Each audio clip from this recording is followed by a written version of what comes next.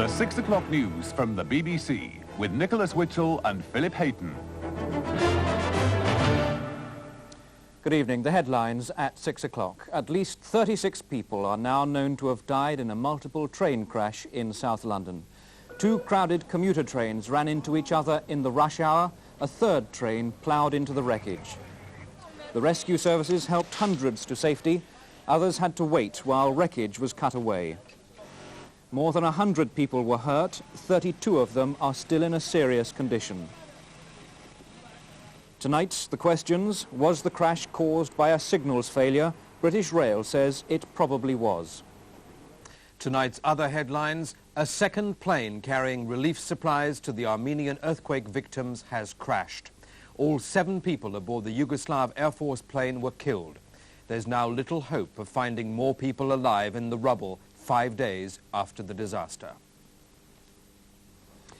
Just after 8 o'clock this morning, as the rush hour in London was at its peak, 2 commuter trains carrying more than 1,000 passengers collided. 36 people are now known to have been killed and more than 100 injured. It's the worst rail disaster in Britain for more than 20 years. Tonight, British Rail has said it was probably caused by a signalling failure. The trains were the 6:14 from Poole in Dorset, which this morning started from Bournemouth because of problems on the local line, and the 7:18 from Basingstoke in Hampshire. Both were bound for central London.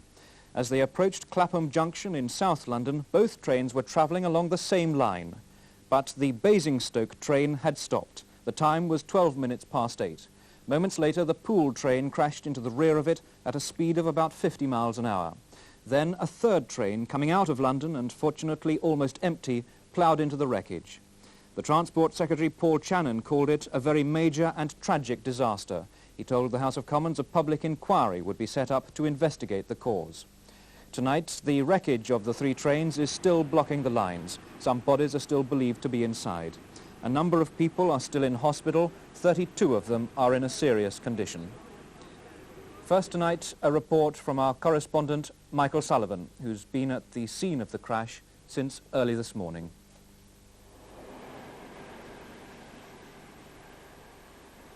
Soon after 8 o'clock on a crisp, sunny Monday morning in midwinter, the packed commuter train from Bournemouth was rounding a gentle bend on the last few minutes of its journey into central London. With a bang which convinced people living close to the railway that a bomb had gone off, it smashed into the stationary train in front of it. The first coach of the moving train deflected onto the neighbouring track, hit a passing empty train. Eyewitnesses say there was an eerie silence as they scrambled onto the wreckage to try and help. Within minutes, they were joined by the first of scores of firemen and ambulance men. These pictures were taken by a London Fire Brigade cameraman as his colleagues fought to reach the injured. Many had died instantly in the crash. Many more were terribly injured and silent. Still more were trapped in their seats. Dazed and blood-stained, they sat calmly waiting for rescue. And some were so badly shocked that they asked their rescuers what had happened. And as they waited, they were wrapped in blankets to keep out a dangerous winter chill. Can you keep moving along, please? For many hours, nobody knew how many still remained to be reached, dead or alive. The only tally was the number of injured reaching hospital and the numbers of the dead as their bodies were prized from the wreckage.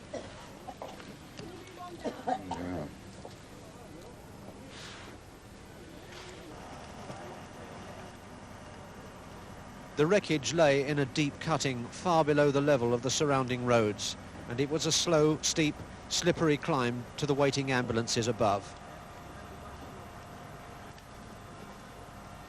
It's the cramped conditions mainly. There's a lot of wreckage around the bodies, and it's taken a lot of time, a lot of manpower to free them. Were you able to free some people yourself? Yes, but I'm afraid they weren't alive.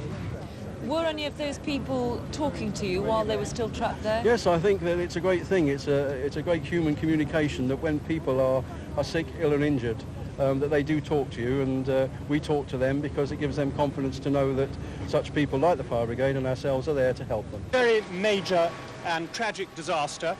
and I'd like to say how deeply sorry I am and to send my sympathy to the relatives of those who died and to those who have been injured. As far as we know at the moment, the most recent casualty figures are, I regret to say, that at least 30 people have lost their lives and some 112 have been injured. These figures will clearly increase, but I don't want to speculate on that at this stage. Just before the Transport Minister spoke, the last of the living had been cut from the wreckage, some kept alive by the doctors who'd followed the firemen into the caverns of twisted steel.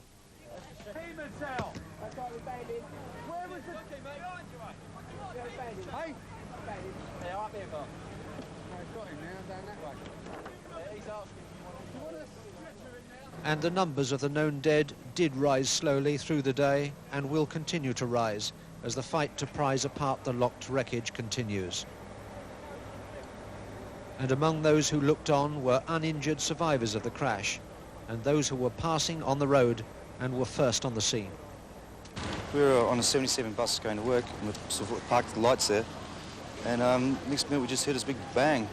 Looked around, this big like cloud of dust came down and we saw like a carriage flying through the air that we must have landed between the two other trains. So the driver got off and we sort of flew down the stairs and got off the bus, ran down over the fence and sort of clambered down to see what we could do. Yeah, we was helping people out, and the woman was trapped with metal all on her, and you know, it was terrible. I mean, we're dead lucky to be alive, dead lucky. Half an hour ago, the first of the crashed carriages was lifted by crane from the track to the roadway above. But the search for the dead is not yet over. Firemen estimate that it will go on until 4 o'clock tomorrow morning. And as you come to us live here at the scene of the crash at Clapham in South London, the figures of the dead and injured do seem to have stabilised, and they are 36 people are known to have died, 32 are in hospital with very serious injuries, and 80 remain with minor injuries. The fire brigade, which is still at work here, says that it is reasonably satisfied that there is nobody left in the wreckage, but they're not absolutely certain about it. Now, back to the studio. Once the rescue services realised the scale of the crash, a special emergency plan was put into operation. Casualties were taken to 4 different hospitals. They made a public appeal for blood donors to come forward. Throughout the day, medical staff have been tending to the injured. Tonight, 32 people are in a serious condition. Ambulances shuttled between the scene of the crash and local hospitals all morning, until all the casualties had been evacuated. Medical teams treated a grim range of injuries: shock, cuts, broken bones and limbs so badly damaged amputation was unavoidable. As the casualties continued to arrive, doctors spoke of the long-term harm caused by crush injuries to lungs and to kidneys. This man, suffering severely, was lucky to have escaped alive. He was trapped in the train between 2 other passengers who were dead, and he was pinioned down between his pelvis and his mid-calf by metalwork. Extra staff were called into St George's in Tooting, where they worked frantically to admit the injured to hospital. Doctors said the emergency unit was fully staffed within a few minutes of news of the accident reaching them. More than 100 casualties were treated at the St George's emergency unit, which was opened only a week ago. This man was in the front carriage of his train when the collision happened. Well, I was sort of half asleep, and suddenly there was a big bang, and the next minute we were just being thrown all over the place. And then people started screaming, and we just had to, I don't know, get up and help them get out of their situation.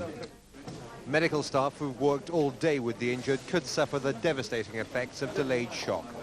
I think we may have some problems either later on today or tomorrow because it probably hasn't hit them yet, and it usually affects the nurses and the doctors as much as anyone else. But at the time, they all remained calm. They did their job as well as they were able. They've been fantastic. More than 1,000 blood donors arrived at St George's after the transfusion service and the hospital appealed for fresh supplies. They queued for up to 3 hours, the line stretching around the hospital building. Tonight, doctors at St George's said that thanks to the prompt response of the public, no more emergency donations were necessary. All the medical and rescue services have been much praised.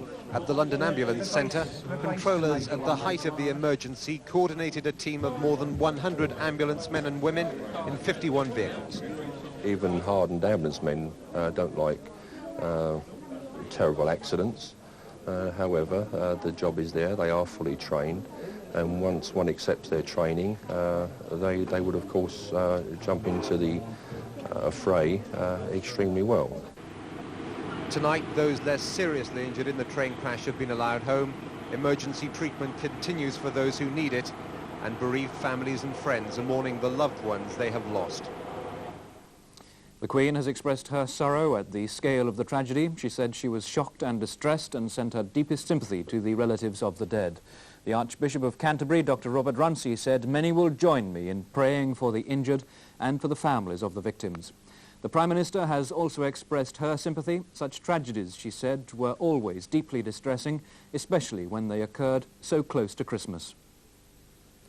It brings home to us very much that families have lost some of their dearest people just at a time when it's coming up to Christmas. What has happened would be a tragedy for them anyway, at any time. It is even more poignant at Christmas, and we just have to do everything we can to help and comfort them in their deep sorrow. The Transport Secretary Paul Channon has told the House of Commons that if the public inquiry found fault, the government would take action. Nothing would be hidden, he said. The inquiry is likely to concentrate on two things: the actions of those railmen who were in the train cabs and the signal boxes, and, as British Rail have already indicated, on the signalling equipment itself. Our transport correspondent Christopher Wayne. While the rescue work was continuing, British Rail's accident investigators were already on the scene. In any crash, there are usually only 4 possible causes: obstruction, equipment failure, human error, or signal failure. At present, it's too early to rule out anything, but suspicion is focusing on the signals. Modern railway signals work on a fail-safe system, which theoretically makes it impossible for a train to run into the one ahead. The system has 4 lights: 1 green, 2 yellow, and a red. A green light means the line ahead is all clear and trains can go at full speed. 2 yellow lights means slow down because the signal ahead is at caution. 1 yellow means caution, be ready to stop, because the signal ahead is red. And red means stop, either wait for the light to change or call the signal box. A train on a section of line automatically sets the signal behind it to red. It won't change back to yellow until the train has continued a quarter of a mile beyond the next signal. As the train passes a signal, it sounds a warning in the driver's cab. For a green light, there's a bell, but for yellows and reds, a horn sounds. The driver must acknowledge this by pressing a button. Otherwise, the brakes will automatically stop the train. The trouble is that during rush hours, almost all signals are double yellows, so the horn sounds every few seconds. The drivers, instead of getting green signals, are continually driving on yellow signals. They are continually getting the automatic warning in the cab and cancelling that signal by signal. There is an inherent danger there, which has been recognised, but the cancellation will become automatic. This morning, the front train had apparently stopped at a red light, and passengers saw the driver talking on the trackside phone a few seconds before the second train ploughed into the back. The key questions for the investigators are: was there a red light at the point where the first train stopped? And if so, what colour were the signals further down the line? This disaster has focused attention on the severe overcrowding of commuter trains. It's estimated there were over 1,000 people on board the 2 which collided this morning, and without the protection of seats, injuries were bound to be severe. But critics also blame the lack of investment, which has resulted in well over 2,000 trains passing daily through Clapham Junction and its ageing signalling system. An awful lot of new stock is actually being purchased at the present time, though there's an awful lot of old stock there. But it really is as equally as important whether the amounts of resources are going into replacing the 50-year-old signalling equipment that we have in a lot of our railway system. We have standards for overcrowding on trains. The most important thing, it seems to me, is to try and understand what the cause of the accident has been. That is the principal thing. However many people are on a train, what you want to do is to avoid the accident occurring in the first place. That will be the intention of the public inquiry, to establish the cause of the accident. The system involved in this crash is being modernised. As a result, there are numerous temporary signals in place. And according to one report, work on signalling equipment was being carried out on this section of the line yesterday. That may hold a clue to what happened this morning. Christopher Wayne. Well, earlier this evening I asked the Transport Secretary Paul Channon about public concern over travelling by train. What assurances could he give that the rail system was as safe as it could be? I can never say that. All I can say is that we shall do everything within our power to provide British Rail and the Underground with the investment money so that they can invest in improving safety and quality of service on commuter lines into London. And as I say, a record amount of money is being provided, and both the rail operators know very, very well indeed that safety is the most important thing they have to deal with. Well, we're joined now from the scene of the crash by Gordon Pettit, the General Manager of British Rail's Southern Region. Mr. Pettit, the British Railways Board has said tonight that a preliminary investigation indicates that a technical fault in connection with re-signalling caused the crash. What more can you tell us about that? Very little more than that.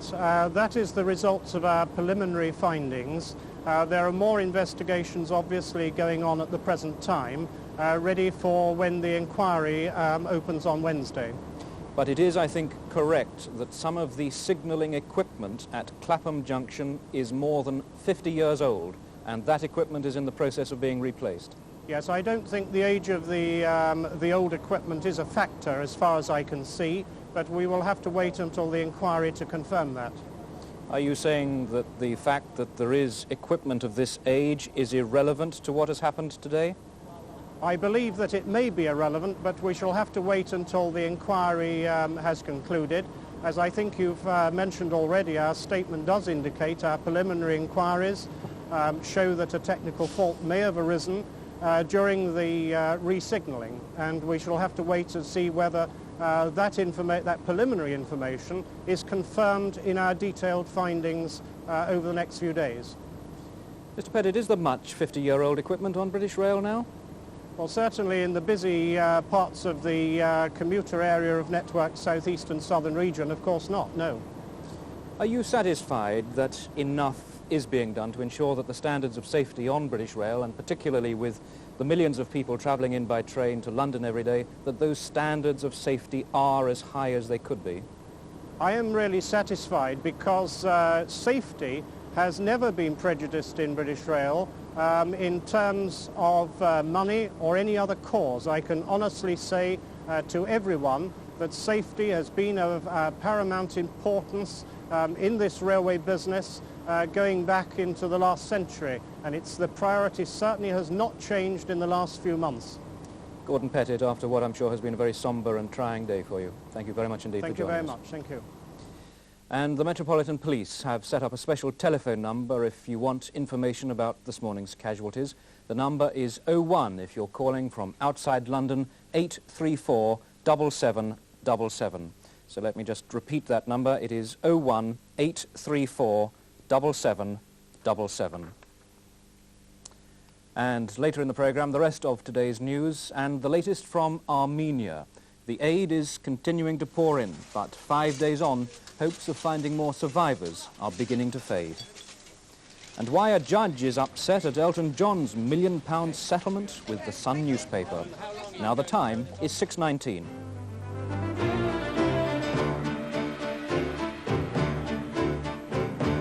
The headlines tonight. At least 36 people have died after 3 trains crashed at Clapham Junction in South London during the morning rush hour.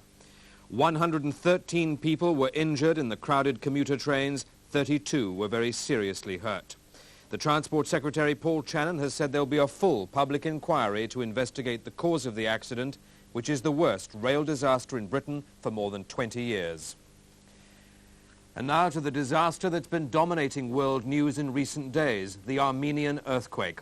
The Soviet Union has this afternoon appealed through the United Nations Disaster and Relief Organization for cranes and specialist cutting equipment to reach those still trapped. They've also appealed again for mobile medical units and equipment for 2 500-bed hospitals. In the disaster zone itself, a second transport plane bringing relief supplies into the area has crashed, this time close to Yerevan airport. Yesterday, a Soviet transport plane crashed as it approached Leninakan, killing 78 soldiers on board. The Yugoslav Air Force plane had been loaded with supplies in Skopje, a Yugoslav city which suffered its own earthquake tragedy 25 years ago. 18,500 people have now been rescued from the rubble, according to the official Soviet news agency TASS. Yesterday, 102 people were taken out still alive. But criticism has been voiced too. Why does the Soviet Union not have professional rescue teams similar to those from Western Europe? That's the question posed by the party newspaper Pravda.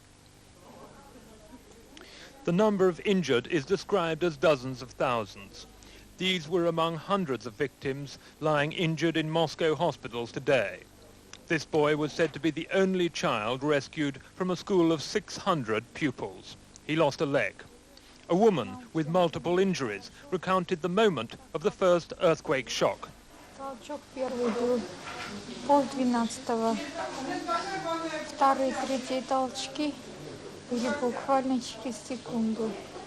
Мы были в подъезде во втором этаже. Сумели спуститься только до первого, у самого подъезда рухнуло все здание. After being buried for 7 hours, she was rescued by soldiers. Describing the huge relief effort across all 15 republics, Moscow radio has talked to the Soviet people as feeling once again like neighbors, living in one big home. But only shortly afterwards, on television, Mr. Gorbachev was giving exactly the opposite impression, castigating Armenian nationalist leaders. He alleged that they had been using the earthquake disaster to further their own political ends. They are bursting to seize power, he said, and they must be stopped. But Armenians praying at their cemetery and chapel in Moscow have been in an equally intransigent mood. They were outraged at the arrest last Saturday of 5 members of the Committee for the Return to Armenia of the enclave of Nagorno-Karabakh. At one stage, the fury turned what should have been a service of mourning into a political shouting match. Overall, the recriminations over the earthquake disaster may well have compounded the problem of Armenian nationalism rather than submerging it. This is Julian O'Halloran for the 6 o'clock news in Moscow. More British doctors, firemen and rescue volunteers are on their way to Armenia. They include doctors with specialist disaster skills and 6 firemen from Kent with heat-seeking cameras. More emergency flights with tons of food, medical supplies and tents have also been flown to Armenia. Some of the pilots said the rescue operation was being hampered by bad weather. This Air Europe crew took one of the first British aid flights to Armenia, an operation not without its complications. Because of the continuous rain, we had to wait until there was a closed-in vehicle that could remove all the equipment. And what they had to begin with was mainly open-top vehicles, so we had a lengthy delay whilst they had to rustle up a vehicle that could accommodate the equipment safely. Firemen from Kent were among more British relief workers heading for Armenia today. They're totally self-sufficient, right down to their own portable satellite communications gear. Like London colleagues already in Armenia, they take thermal imaging equipment to help find buried survivors. 8 doctors from the South Manchester Accident Rescue Team are skilled in on-the-scene surgery, while the International Rescue Group sent more volunteers to join the relief effort. Donations of food, medicines, clothing and blankets continue to arrive at a special warehouse set up by the Heathrow authorities. Soviet trade delegation staff helped organise bundles collected by the Aid Armenia charity. Aid Armenia say the material is moved rapidly onto flights heading for Moscow or Armenia. A steady stream of people bring donations to the warehouse. What have you brought along here today? There are a couple of single-bed quilts. Actually, they belong to my mother. She's 87. She has no need of them any longer, so she'd like to do some good. How's it been going over the last 12 hours or so? It's been brilliant. It really has. The British public have been great. They've inundated us with calls, help from all over. Or blankets, sleeping bags, duvets, things like that really help. And woolly clothes. And volunteers at Heathrow field a succession of inquiries and credit card donations. They say they'll keep the warehouse staffed for as long as it's needed. In Mexico City, up to 70 people are believed to have been killed after an explosion and a series of fires in a busy marketplace. Many of the dead were Christmas shoppers who died when nearby buildings caught fire. At least 15 of the victims were children. Another 80 people were injured, some crushed in the stampede to clear the area, and more than 100 families have been left homeless. Police say the explosion happened when leaking gas caught light. That set off fireworks, which were being illegally sold in the market. The Post Office claims the one-day strike by counter-staff at many post offices has been a flop and won't affect Christmas mail. They say 60% of offices worked normally, but the Union of Communication Workers claims the strike was a success, with 80% of their members taking some form of industrial action. London was by far the worst affected area. 2/3 of main post offices were closed. Full boxes seemed to leave some customers confused, despite assurances that all mail was being collected, even from offices closed because the counter-staff were on strike. Their union disputes the post office claim that outside London most workers ignored the strike call and that 2/3 of main offices were open. The strikers were protesting about plans to turn 250 main post offices into privately run sub-offices. The union claims the switch will lead to job losses, and eventually the aim was to sell off all the main offices. Post office managers deny both charges. An advertising campaign will be started by the government later this week to try to calm public fears over the health risks of eating eggs. Since Edwina Curry's disputed statement a week ago that most egg production was infected with salmonella, sales have slumped, in some areas by more than 60%. The government campaign will rely on a series of newspaper advertisements to get the eggs are safe message across, but they're resisting calls to pay compensation to the industry. High interest rates are beginning to slow down the consumer spending boom in the shops, according to the latest figures on retail sales. The volume of retail sales last month dropped by 0.5%, compared with a rise of 2% in October. But City analysts say it's too early to rule out further interest rate rises. In California, Britain's former Olympic runner David Jenkins has just been jailed for 7 years after admitting his part in a drug ring smuggling anabolic steroids into the United States. Jenkins, who won a silver medal at the 1972 Munich Games, was accused of smuggling drugs valued at £39 million. The singer Elton John has won record libel damages of £1 million from the Sun newspaper. The newspaper admitted that a story published last year about the singer's private life was untrue. The paper claimed it had been told lies by a teenager who they said was living in a world of fantasy. Elton John's case against the Sun was due to be heard today, but the paper and the pop star reached an out-of-court settlement at the last minute, too late for another case to be scheduled instead. That led the judge, Mr. Justice Michael Davies, to criticise the paper for manipulating the court. He said the Sun and Elton John appeared to have formed a mutual admiration society and accused them of milking the situation to obtain the maximum publicity. Elton John's settlement of £1 million tops the previous record set in the Jeffrey Archer case, where £500,000 was awarded against the Star. Koo Stark won £300,000 damages from the People and undisclosed sums from 2 other newspapers. And only last month, the Queen was paid £100,000 by the Sun for using a private photograph of Princess Beatrice without permission. The Elton John case is bound to increase pressure both for reform of the libel law and for reform of the popular press. Newspapers and lawyers say the damages awarded by libel juries are now too high and are evidently designed to punish the papers rather than compensate the victims of the libel. But the amount newspapers are now having to pay out in libel damages may make them more cautious in future about what they print. And so finally back to this morning's rail crash and to our correspondent at the scene of the crash, Michael Sullivan. Michael, do you have any more details about what British Rail is saying tonight? Well, British Rail has said all through the day that one of the things that it would have to look closely at is the possibility of a signals failure, because they've been modernising the signalling along this stretch of line.